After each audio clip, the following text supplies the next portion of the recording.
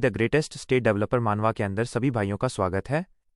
पिछले पार्ट में अपन लोगों ने देखा लॉयड मेरिट्स वेटलैंड को रिकवर कर लेता है, फिर विस्काउंट लेकोना बीच में आ जाता है उसे हथियाने के लिए।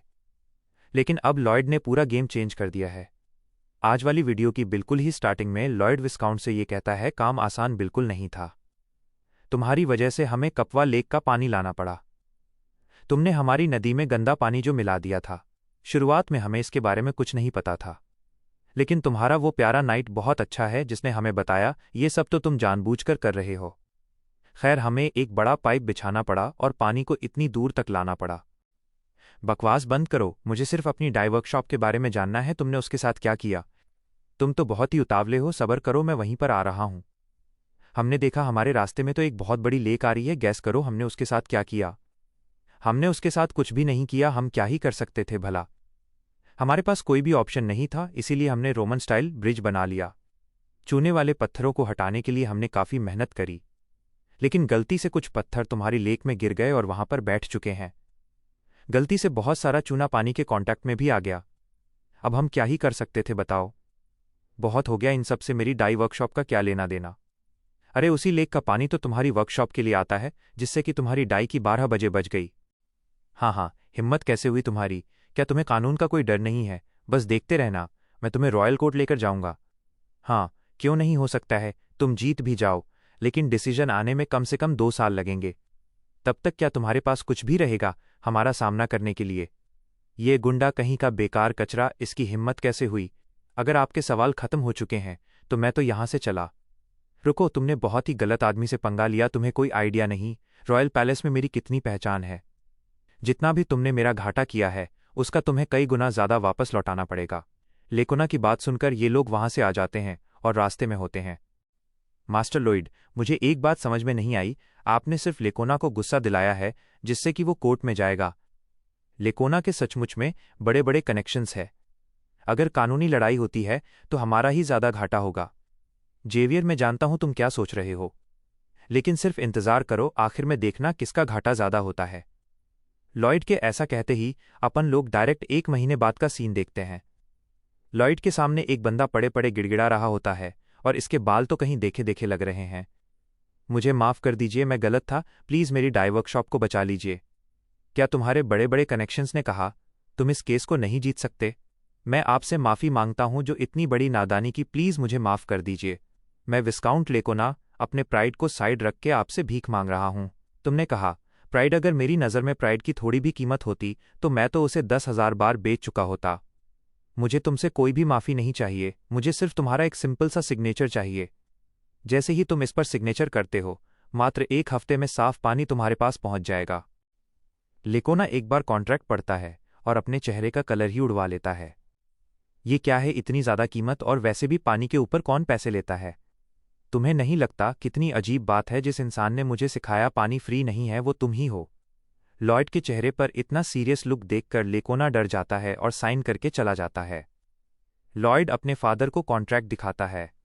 ये क्या क्या हमें हर महीने इतने पैसे मिलेंगे, इन पैसों से तो अपन पूरा ब्याज दे सकते हैं, पैसे फिर भी बच जाएंगे।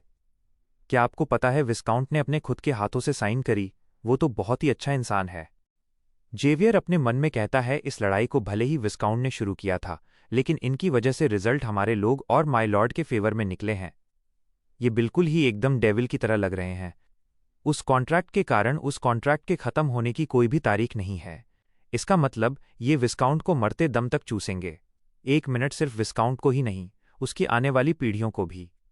भाई साहब, लिटरली क्या है ये दोस्तों, ये लॉयड बंदा बेचारा लेकोना सिर्फ आधी जमीन लेने आया था, लेकिन अब इसकी 7 पुश्तें भी कीमत नहीं चुका पाएगी।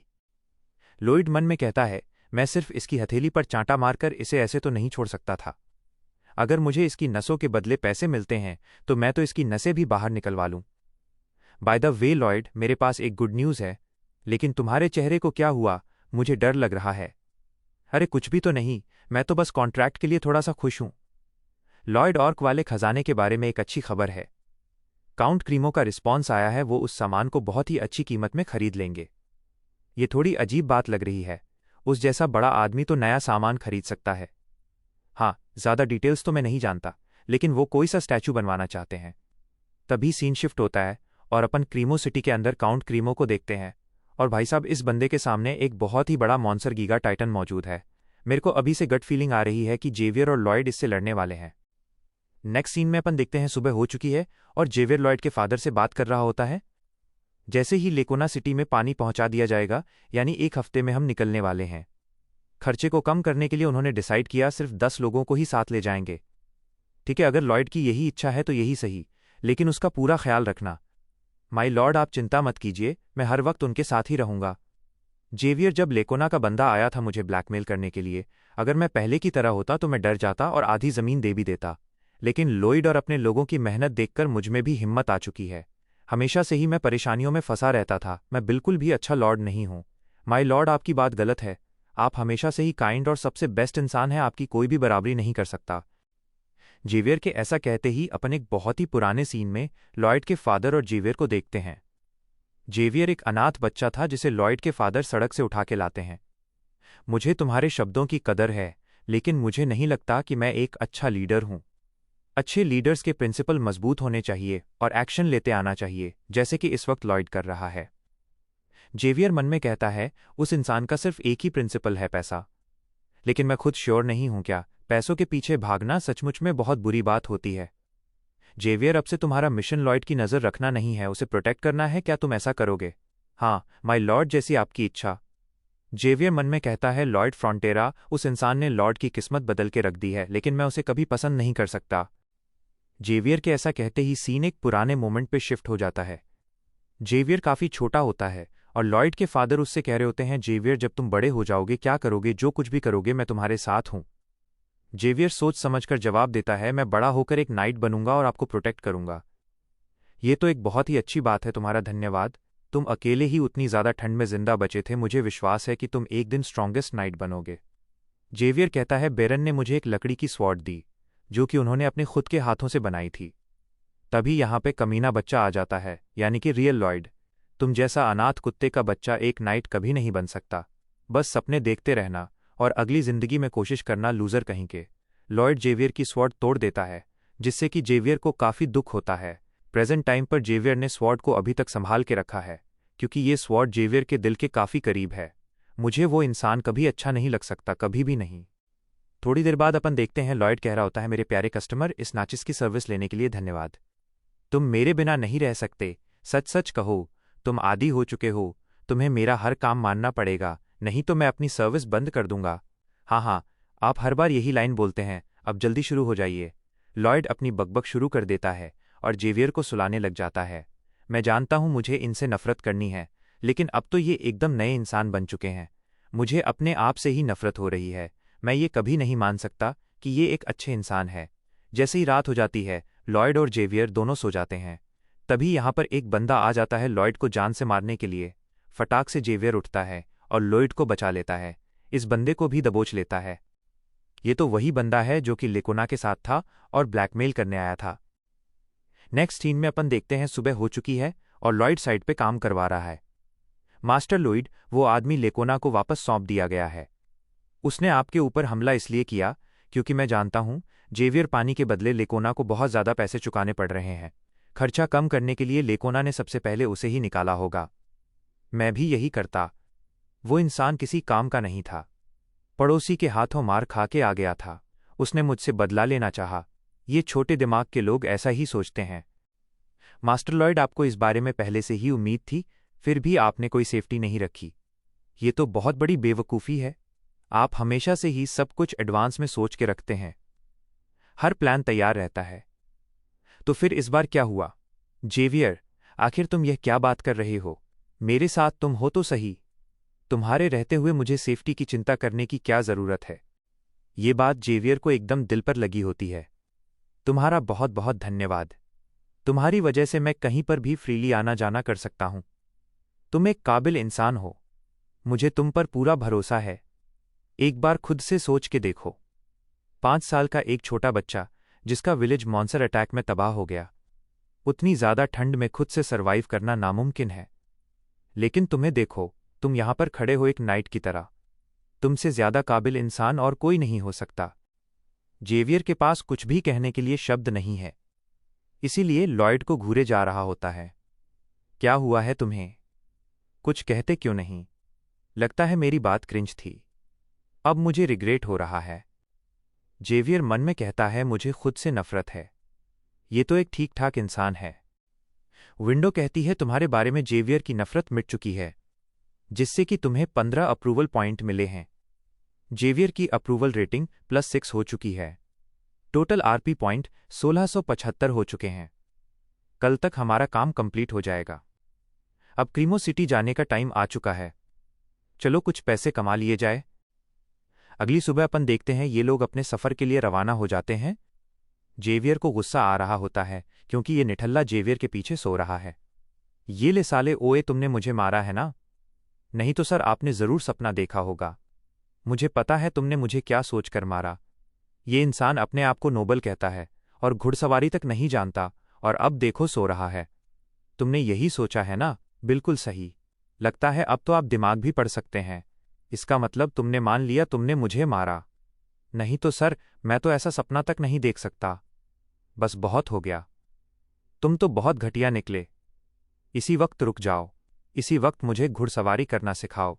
मैं इनकार करता हूं, क्योंकि मैं एक नाइट हूं ना कि घुड़सवारी सिखाने वाला। विंडो कहती है, असलियत में जेवियर ये कहना चाहता है। जेवियर को तुम्हारी बात अच्छी लगी। नई चीज सीखने के लिए तुम हमेशा उतावले रहते हो। ये मेरा ऑर्डर है, मुझे घुड़सवारी सीखनी है। विंडो कहती है, लॉयड ये कहना चाहता है मैं कड़ी मेहनत करूंगा। कड़ी मेहनत करना मेरे लिए आसान बात है। कितनी घटिया बात है कि मुझे आपको सिखाना पड़ रहा है। विंडो कहती है, मुझे पता है, मैं भी अपनी साइड से बेस्ट दूंगा। रुको, क्या कहा तुमने अभी? विंडो कहती है, जेवियर थैंक यू। तुम्हारा दिल एकदम एंजल की तरह है। लॉयड चिल्लाकर विंडो से कहता है, भाड़ में जाओ। अपनी बकवास बंद करो। तुम्हारी ट्रांसलेशन की जरूरत नहीं है। अचानक से आपको ये क्या हो गया? क्या आपके दिमाग ने घुटने टेक दिए? विंडो कहती है, अचानक से आपको ये क्या हो गया? क्या आपके दिमाग ने घुटने टेक दिए? तभी विंडो जरूरी बात कहती है, तुमने इस कॉन्टिनेंट पर फर्स्ट ऑफ वाटर सिस्टम बनाया जिसकी खबरें तेजी से फैल रही हैं। इंजीनियर के तौर पर तुम्हारी रेपुटेशन बढ़ चुकी है। तुम्हारा नाम इस कॉन्टिनेंट पर याद रखा जाएगा, इसीलिए बोनस के तौर पर 600 आरपी दी जाती है। ओ, ये तो जैकपॉट है। इसका मतलब मुझे अब बड़े कंस्ट्रक्शन प्रोजेक्ट भी मिल सकते हैं। रेपुटेशन का मतलब पैसा, पैसे का मतलब रिटायरमेंट, और उसके बाद तो मजे ही मजे। 1 मिनट में गुस्सा करते हो, अगले मिनट में हंसने लग जाते हो। क्या आपका दिमाग चला गया है? विंडो कहती है, हाँ सचमुच में चला गया है। लॉयड मन में कहता है, ये कमीने मैसेज कहीं के। नेक्स्ट सीन में अपन देखते हैं सफर काफी ज्यादा लंबा था, लेकिन फाइनली लॉयड और जेवियर क्रीमो सिटी में पहुंच जाते हैं। मैं यहां का लॉर्ड काउंट क्रीमो तुम्हारा स्वागत करता हूं। इतनी दूर आने के लिए बहुत बहुत धन्यवाद। काउंट क्रीमो, आपसे मिलकर बहुत खुशी हुई। मैं फ्रॉन्टरा फैमिली से जैसे मैंने उम्मीद की थी, तुम तो उससे पूरे ही अलग निकले। मैंने सुना तुम काफी टैलेंटेड बिल्डर हो, इसीलिए सोचा दिखने में तुम काफी कठोर होगे, लेकिन तुम तो दिखने में भी नोबल लग रहे हो। इनफैक्ट नोबल्स के भी नोबल। अगर तुम कहते तुम रॉयल हो तो मैं उस पर भी विश्वास कर लेता। भाई, ये बंदा जेवियर को नोबल मान रहा है और लॉयड को नौकर। क्या तुम्हारी एंगेजमेंट वगैरह हो रखी है? अगर नहीं तो एक बार मेरी डॉटर को देख लेना। लॉयड एकदम दबी हुई आवाज में कहता है, एक्सक्यूज मी काउंट। काउंट कहता है, कौन है ये बदतमीज? हिम्मत कैसे हुई ऐसे नौकर की नोबल्स की बात डिस्टर्ब करने की? ये मामूली सा नौकर नोबल्स की बात डिस्टर्ब क्यों कर रहा है? विंडो बहुत ही ज्यादा हंसते हुए कहती है, नौकर नौकर सी शक्ल का। अपन लोग थोड़ी देर बाद का सीन देखते हैं। लगता है मुझसे बड़ी गलती हो गई। प्लीज मुझे माफ कर देना। मैं दिल से कह रहा हूं, बुरा मत मानना। कोई बात नहीं, ठीक है? विंडो ट्रांसलेट करके कहती है, ये तो मेरी गलती है जो मेरी शक्ल नौकरों जैसी है। थोड़ी गलती तुम्हारी भी है अगर तुम्हारा जन्म नौकरों वाली शक्ल के साथ हुआ है। लॉयड मन में कहता है, बस बस बहुत हो गया कमीने कहीं के। थोड़ी देर बाद अपन लोगों को काउंट क्रीमो की इन्फॉर्मेशन दी जाती है। काउंट क्रीमो सिटी का लॉर्ड, जिसे कि सिटी ऑफ कॉमर्स भी कहा जाता है। स्टोरी के अंदर भी ये बंदा एक इंपॉर्टेंट कैरेक्टर था। जब जेवियर ने उन दोनों उधारी वाले बंदों को मार दिया था, जेवियर एक वांटेड क्रिमिनल बन जाता है। जेवियर सभी लोगों से छुप रहा होता है, लेकिन काउंट क्रीमो के हाथों पकड़ा जाता है। लेकिन थोड़ी सी बात करके ही काउंट क्रीमो पहचान जाता है कि जेवियर का कैरेक्टर बहुत अच्छा है, जिससे कि काउंट क्रीमो जेवियर को सजा दिलाने की बजाय उसकी बहुत ज्यादा मदद करता है। मैं तुम्हारा सामान एक बड़े से स्टैचू को डेकोरेट करने के लिए खरीद रहा था, जिससे कि मैं समुद्र के ऊपर बनवाना चाहता था। क्या कहा आपने, समुद्र के ऊपर? लेकिन क्यों? हमारी ट्रेडिंग खराब होते जा रही है। कुछ सालों पहले की बात है, एक गीगा टाइटन हमारे पोर्ट के पास दिखने लगा। उसने हम पर आज तक हमला तो नहीं किया, लेकिन उसकी मौजूदगी से ही सारे लोग डरते हैं। लॉयड मन में कहता है, ऐसा कुछ मैंने पढ़ा तो था। इन लोगों के पास पानी में हमला करने का कोई ऑप्शन नहीं है। हर कोई क्रीमो सिटी में आने से डर रहा था। काउंट को बहुत ही बड़ा घाटा हुआ। मैंने सोचा जेवियर इन लोगों की जरूर से मदद करेगा, लेकिन स्टोरी ही खत्म हो गई और सीजन 2 का भी कोई अता पता नहीं था।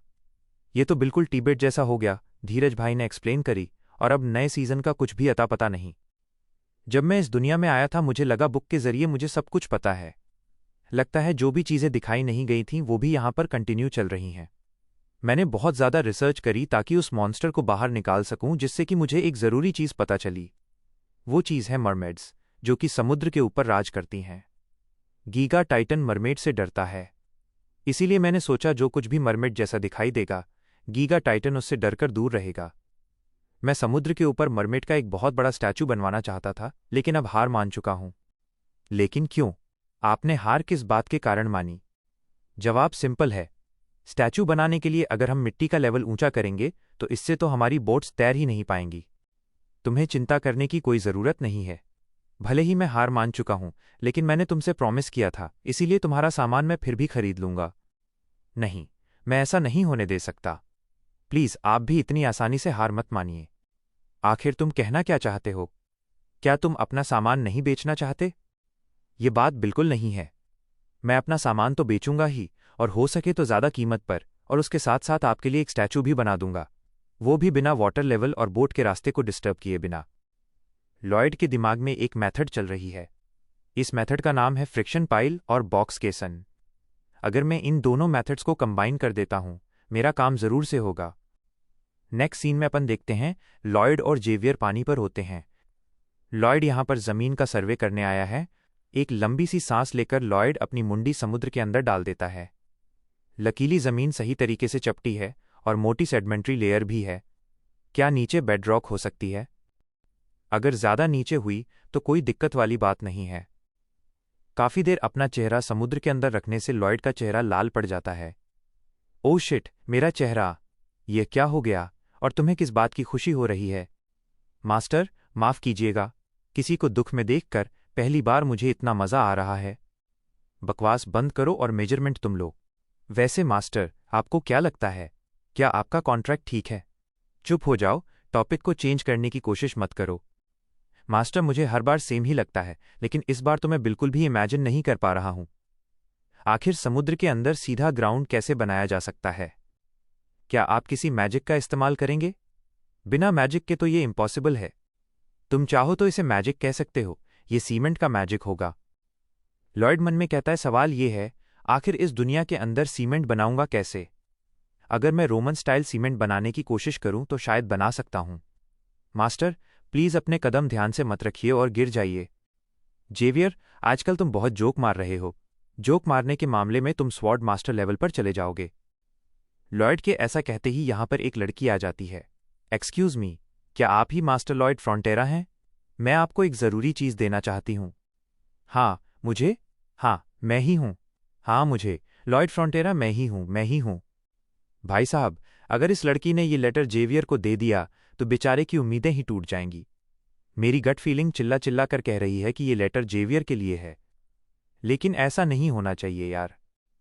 ठीक है दोस्तों, इस सवाल का जवाब अपन को अगले वीडियो में मिलेगा। तो दोस्तों, ये था आज का धमाकेदार एपिसोड। क्या वो लेटर सच में लॉयड के लिए है, या फिर जेवियर एक बार फिर बाजी मार ले जाएगा? और क्या लॉयड का सीमेंट मैजिक उस विशाल मॉन्स्टर को भगा पाएगा? सस्पेंस का जवाब मिलेगा अगले वीडियो में। अगर मजा आया हो तो लाइक करें, सब्सक्राइब करें, कमेंट में बताएं कि वो लेटर किसके लिए है। मिलते हैं अगले पार्ट में।